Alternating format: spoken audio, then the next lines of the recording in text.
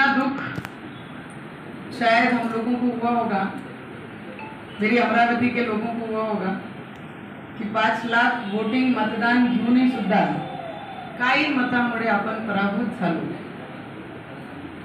मला तर काही क्षण ते अटल बिहारी वाजपेयीजींचं काळ आठवत होता की एक सीटमुळे असं वाटत होता की मोदीजी परत प्रधानमंत्री बनतील की नाही बनतील। तो काळ परिस्थिती उभी झाली होती, पण देव असतो आणि तेच देव मोदीजींच्या पाठीशी उभे राहिले आणि ते परत तिसऱ्यांदा प्रधानमंत्री झाले। आणि त्या दिवशी फक्त आमच्यासारखे जे पराभूत नाही झाले, जे झालेले लोक आहेत पक्षामधून, ते सुद्धा आनंदित झाले ज्या दिवशी पंतप्रधान नरेंद्र मोदीजींनी शपथ घेतली।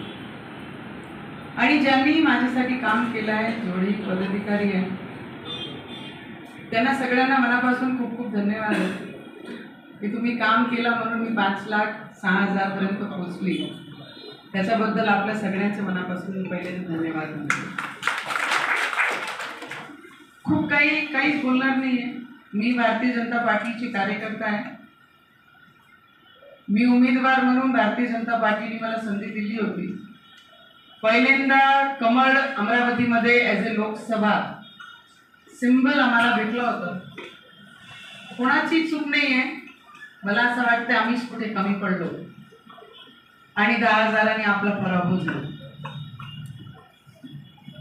गणित आपले सगळे लोक लावत असतात, त्या गणिताला मी मानत नाही।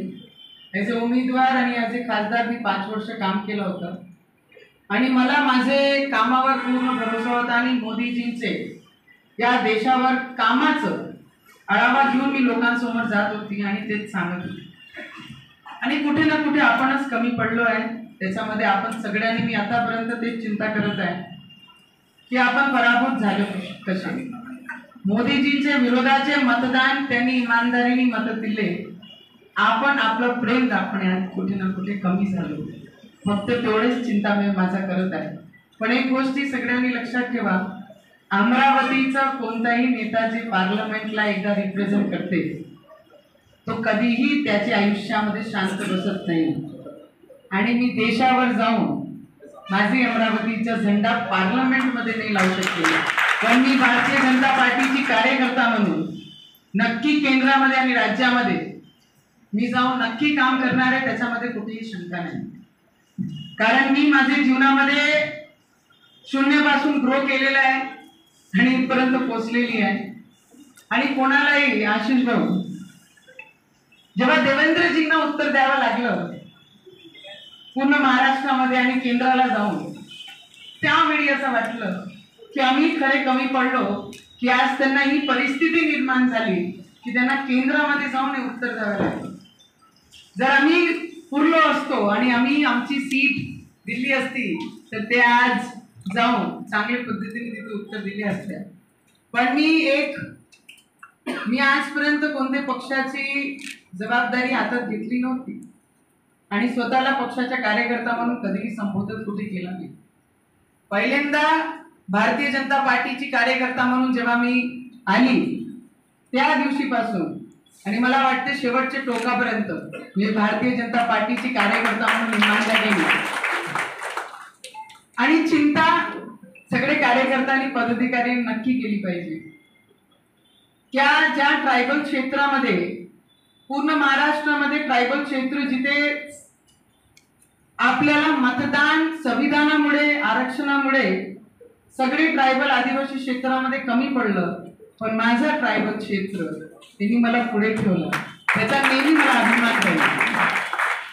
जिथे आरक्षणाची सगळ्यात मोठी भीती होती त्या क्षेत्रामध्ये मला सगळ्यांनी, त्या आदिवासी लोकांनी आणि पूर्ण मेलघाटमध्ये राहणाऱ्या लोकांनी मला पुढे ठेवलं।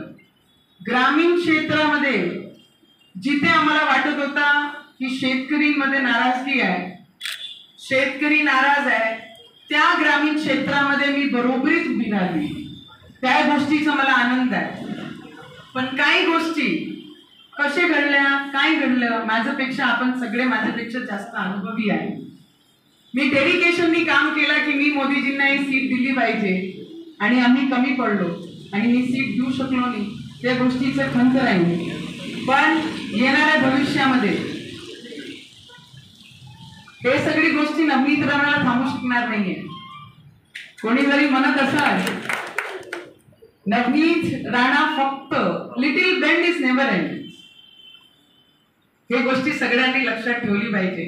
आणि मी आदरणीय प्रधानमंत्री नरेंद्र मोदीजींची सच्ची कार्यकर्ता म्हणून माझ्या जिल्ह्यामध्ये 6 विधानसभा आहेत, त्यापैकी 5 विधानसभा हा कमळ सिंबलला गेलं पाहिजे, त्या गोष्टीसाठी